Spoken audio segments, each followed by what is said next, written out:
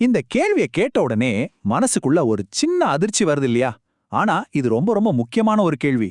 யோசிச்சு பாருங்க, நம்ம வாழ்க்கையில மூணுல ஒரு பங்கு நேரத்தை தூக்கத்துல தான் செலவிடுறோம். அப்போ அந்த நேரத்துல நம்ம உடம்புக்கு நல்லது செய்றோமா, இல்ல நமக்கே தெரியாம ஒரு பெரிய ஆபத்தை வரவழைச்சுக்கிறோமான்னு தெரிஞ்சுக்க வேண்டாமா?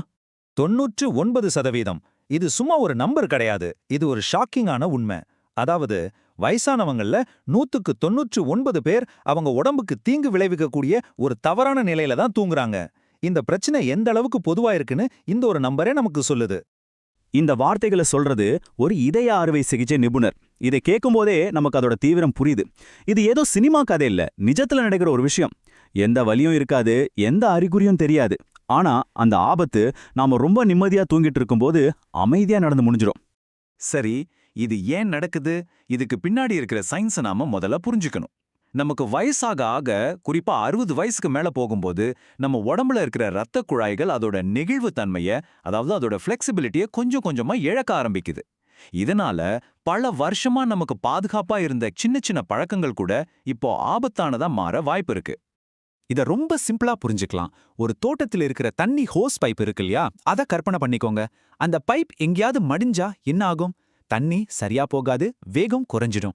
அதே மாதிரி தான் நம்ம கழுத்து தவறான ஒரு பொசிஷன்ல இருக்கும்போது மூளைக்கு ரத்தம் கொண்டு போற அந்த முக்கியமான பைப் மாதிரி இருக்கிற ரத்த குழாய்கள் அழுத்தப்பட்டு ரத்த ஓட்டம் தடைப்படுது. அவ்வளவுதான் விஷயம்.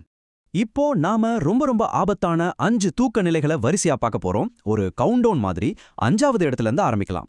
ஆனா இங்க ஒரு சுவாரஸ்யமான ட்விஸ்ட் என்னன்னா, நம்மள பலரும் ரொம்ப பாதுகாப்பானது, உடம்புக்கு நல்லதுன்னு நினைக்கிற ஒரு நிலையில இருந்து தான் இந்த கவுண்டவுன் ஸ்டார்ட் ஆகுது. 5வது இடத்துல இருக்கிறது தலையணை இல்லாம மல்லாந்து படுக்கிறது. இது முதுகு வலிக்கு நல்லது, ரொம்ப இயற்கையான நிலைன்னு நம்மள நிறைய பேர் நம்பிட்டு இருக்கோம். ஆனா உண்மை என்ன தெரியுமா? இது உங்க முதுகுக்கு ஓரளவுக்கு நல்லதா இருக்கலாம், ஆனா உங்க மூளைக்கும் இதயத்துக்கும் ஒரு பெரிய பிரச்சனையை உண்டாக்குது. நீங்க தலையணை இல்லாம தட்டையா படுக்கும்போது என்ன நடக்குதுன்னா, மூளையில இருக்கிற ரத்தம் சரியா வடியாம அங்கே தேங்க ஆரம்பிக்குது. இதனால மண்டையோட்டுக்குள்ள பிரஷர், அதாவது அழுத்தம் அதிகமாகுது. இது உங்க மூளையில இருக்கிற ரொம்ப மென்மையான ரத்த குழாய்களை பலவீனப்படுத்தலாம். அது மட்டும் இல்ல, உங்களுக்கு ஸ்லீப் அப்னியா, அதாவது தூக்கத்துல மூச்சு திணறல் பிரச்சனை இருந்தா இந்த நிலை அதை இன்னும் மோசமாக்கிடும்.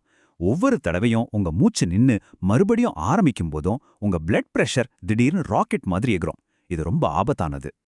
ஆனா இதுக்கான தீர்வு ரொம்ப சிம்பிள். உங்க தலைய இதயத்தை விட கொஞ்சம் உயரமா வைக்கணும், அவ்வளவுதான். ஒரு 4ல இருந்து 6 இன்ச் உயரமான கொஞ்சம் உறுதியான தலையணை போதும். இது மூளையில இருந்து ரத்தம் சரியா வடியறதுக்கு உதவி செஞ்சு அந்த பிரஷரை குறைக்கும். இதுக்கு பெரிய செலவுலாம் பண்ண தேவையில்ல. ஒரு டவலை மடிச்சு தலையணைக்கு அடியில வச்சா கூட போதும். இப்போ 4வது இடத்துக்கு வருவோம். இந்த ஸ்டார்ஃபிஷ் பொசிஷன் பார்க்கறதுக்கு ரொம்ப ரிலாக்ஸா ஜாலியா இருக்கும். நம்மள நிறைய பேரு தூக்கத்துல நமக்கே தெரியாம கைகளை தலைக்கு மேல தூக்கிட்டு தூங்குவோம். ஆனா இந்த நிலை உங்க இதயத்துக்கு தேவையில்லாத ஒரு கடுமையான அழுத்தத்தை கொடுக்குது. நம்ம கைகளை தலைக்கு மேல தூக்கும்போது நம்ம இதயம் புவியீர்ப்பு விசைக்கு எதிரா போராடி ரத்தத்தை பம்ப் பண்ண வேண்டியிருக்கு. இதனால இதயத்தோட வேலைப்பழு ரொம்ப அதிகமாகுது. இதை விட முக்கியமான விஷயம், நம்ம கழுத்துக்கும் தோள்பட்டைக்கும் நடுவுல தொராசிக் அவுட்லெட்னு ஒரு குறுகிய பாதை இருக்கு. மூளைக்கு போற முக்கியமான நரம்புகளும் ரத்த குழாய்களும் அந்த வழியா தான் போகுது. இந்த ஸ்டார்ஃபிஷ் பொசிஷன் அந்த இடத்தை அழுத்துறதால நேரடியா மூளைக்கு போற ரத்த ஓட்டமும் பாதிக்கப்பட வாய்ப்பு இருக்கு. அடுத்ததா நம்ம பார்க்க போற 3வது நிலை, இது நம்மள பல கோடி பேர் தினமும் செய்யற ஒரு பழக்கம். ஆனா இதுல இருக்கிற ஆபத்து மட்டும் நம்ம கண்ணுக்கு அவ்வளோ சுலபமா தெரியாது. அது என்னன்னு பார்க்கலாமா? ஆமா, குப்புற படுக்கிறது தான். இப்படி படுக்கும்போது நம்மால நேரா முகத்தை தலையணைக்குள்ள புதைச்சிட்டு மூச்சு விட முடியாது இல்லையா? அதனால இயல்பாவே தலைய இடது பக்கமோ இல்ல வலது பக்கமோ முழுசா ஒரு 90 டிகிரிக்கு திருப்பும். இந்த ஒரு செயல்தான் இங்க இருக்கிற மிகப்பெரிய பிரச்சனை. இங்க பாருங்க, தலைய வெறும் 45 டிகிரி திருப்பும் போதே கழுத்தோட இன்னொரு பக்கத்துல இருக்கிற வெர்டிபிரல் தமனியில ரத்த ஓட்டம் சராசரியா 25% குறைஞ்சிடுது. இதுவே 55 வயசுக்கு மேற்பட்ட சிலருக்கு 50% வரைக்கும் கூட குறையலாம். இதுக்கு என்ன அர்த்தம் தெரியுமா? நீங்க ஒவ்வொரு ராத்திரியும் பல மணி நேரம் உங்க மூளையோட ஒரு முக்கியமான பகுதிக்கு போற ரத்த சப்ளைய நீங்களே கட் பண்ணிட்டு இருக்கீங்க. இந்த மாதிரி கழுத்தை ரொம்ப நேரம் முறுக்கி வைக்கிறது அந்த ரத்த குழாயோட உள்சுவர்ல ஒரு சின்ன கிழிவை ஏற்படுத்தலாம். இது ஒரு பைப்ல உள் லேயர் கிழிற மாதிரி. இதை தான் மெடிக்கல் டேர்ம்ல ஆர்டீரியல் டிசெக்ஷன்னு சொல்றாங்க.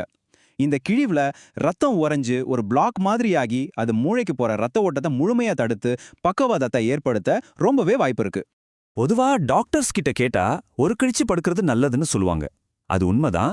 ஆனா அதுல நாம கவனிக்க வேண்டிய ஒரு முக்கியமான விஷயம் இருக்கு. வலது பக்கம் படுக்கிறதுக்கும் இடது பக்கம் படுக்கிறதுக்கும் நடுவுல ஒரு பெரிய வித்தியாசம் இருக்கு. இது ஒரு சின்ன மாற்றம் தான், ஆனா அதோட விளைவுகள் நம்ம ஆரோக்கியத்துல ரொம்ப பெரிய தாக்கத்தை ஏற்படுத்தும். நம்ம லிஸ்ட்ல 2வது இடத்துல இருக்கிறது வலது பக்கம் ஒருக்களிச்சு படுக்கிறது. இது ஏன் ஆபத்துனா, அதுக்கு காரணம் நம்ம இதயம் நம்ம மார்பு கூட்டுல அமைஞ்சிருக்கிற இடம்தான். நம்ம இதயம் சென்டர்ல இருந்து கொஞ்சம் இடது பக்கம் தள்ளி இருக்கு. வாங்க இத ஒப்பிட்டு பாப்போம். நீங்க வலது பக்கம் படுக்கும்போது புவியீர்ப்பு விசையால உங்க இதயம் வலது பக்கமா இழுக்கப்பட்டு ஒரு விதமான அழுத்தம் உருவாகுது. இது உங்க இதயத் துடிப்ப சீரற்றதா மாற்றும் ஏட்ரியல் ஃபைப்ரிலேஷன் அப்படிங்கிற பிரச்சனையை உண்டாக்கலாம். ஆனா இதுவே நீங்க இடது பக்கம் படுக்கும்போது இதயம் அதோட இயற்கையான இடத்துல ஒரு தொட்டில்ல இருக்கிற மாதிரி வசதியா இருக்கு. இதனால நரம்பு மண்டலம் அமைதியா இருக்கு, ரத்த ஓட்டமும் ரொம்ப சீரா இருக்கு. இப்போ நாம நம்பர் 1 இடத்துக்கு வந்துட்டோம். இதுதான் இருக்கிறதுலயே ரொம்ப ரொம்ப ஆபத்தான நிலை. இதுல இருக்கிற மிகப்பெரிய அதிர்ச்சி என்னன்னா, இது ஏதோ புதுவிதமான பொசிஷன் எல்லாம் கிடையாது. நாம பாதுகாப்பானதுன்னு நினைக்கிற ஒரு நிலையோட தவறான ஒரு வெர்ஷன் தான் இது. இந்த முழு வீடியோவோட முக்கியமான ஆஹா மொமெண்டே இதுதான். நீங்க இடது பக்கம் படுத்து உங்க தலையணை ரொம்ப மென்மையாவோ இல்ல ரொம்ப உயரமாவோ இருந்தா என்ன ஆகும்னு பாருங்க. உங்க கழுத்து முன்னோக்கி வளைஞ்சு உங்க தாடை நெஞ்ச நோக்கி போகும். இந்த ஒரு சின்ன நிலை நம்ம மூளைக்கு கிட்டத்தட்ட 80% ரத்தத்தை கொண்டு போற கரோட்டிட் தமனிகளை நேரடியா நெருக்குது. இங்க பாருங்க, கழுத்து வெறும் 35 டிகிரி வளைஞ்சா கூட ரத்த ஓட்டம் கிட்டத்தட்ட பாதியா, அதாவது 48% குறைஞ்சிடுது. யோசிச்சு பாருங்க, ஒவ்வொரு ராத்திரியும் 8 மணி நேரம் உங்க மூளைக்கு தேவையான ரத்தத்துல பாதியை நீங்களே தடுத்துட்டு இருக்கீங்க.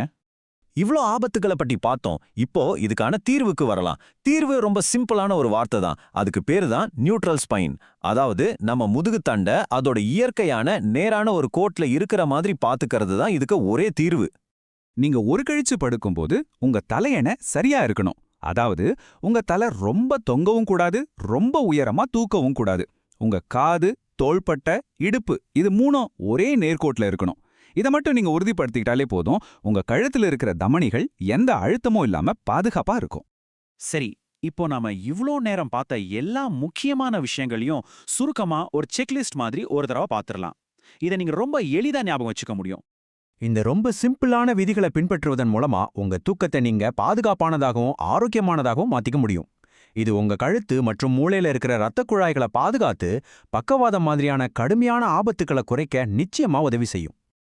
தூக்கங்கிறது வெறும் ஓய்வெடுக்கிற நேரம் கிடையாது. அது நம்ம உடம்ப அதுவே சரி செய்யற ஒரு முக்கியமான செயல்முறை. நாம எப்படி தூங்குறோங்கிறது நம்ம எதிர்கால ஆரோக்கியத்தையே தீர்மானிக்குது. இந்த தகவல்கள் உங்க தூக்கத்தை பத்தி ஒரு புதிய கோணத்துல சிந்திக்க வைக்கும்னு நான் நம்புறேன். இனி உங்க தூக்கம் உங்க உடலுக்கு தீங்கு விளைவிக்காம அதை ஒவ்வொரு நாளும் குணப்படுத்தட்டும்.